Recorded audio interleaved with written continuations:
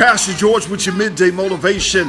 Happy Friday to you. I believe this is going to be an awesome weekend. Tonight is the night Resurrection Power Miracle Conference. I'm telling you, it's going to be an amazing event. Last Sunday, I did a radio interview, and the lady asked me on the phone, she said, Pastor George, we have conferences that come to Montgomery all the time, and preachers come to Montgomery all the time and speak and minister. She said, what makes this conference different than any other conference or just any regular ordinary conference? And I thought for a moment, and I immediately was about to go into my preacher's language and start talking churchanese. You know how we say, God is about to do a new thing and he's about to revolutionize people's lives. I was about to say that. Then I thought for a moment and I began to reflect on a story that my wife and I was discussing.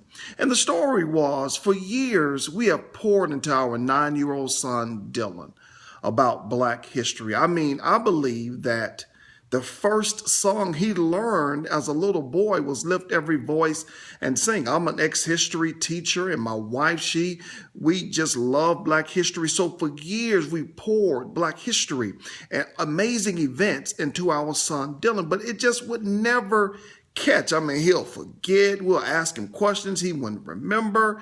It was just kind of frustrating, but I don't know what it was. This year, his school went all out for the 50th anniversary of the Selma to Montgomery March. And that whole experience just kind of captured him. And he came home and began to rehearse, speeches that Dr. King gave. He talked about the whole event, about Selma to Montgomery March. Not only that, the bus boycott. Not only that, the entire civil rights movement. He got it. It just clicked.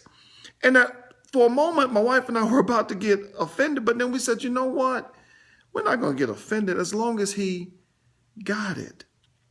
You know, there are amazing churches in Montgomery and the surrounding area. As a matter of fact, my mentors live in the city of Prattville. That's Thalie Dickerson and Joey Elsky. These two pastors took me under their wings years ago when I first moved to the city and began to pour into my life and show me how to be a pastor. So my two mentors live here. There are amazing churches in this city.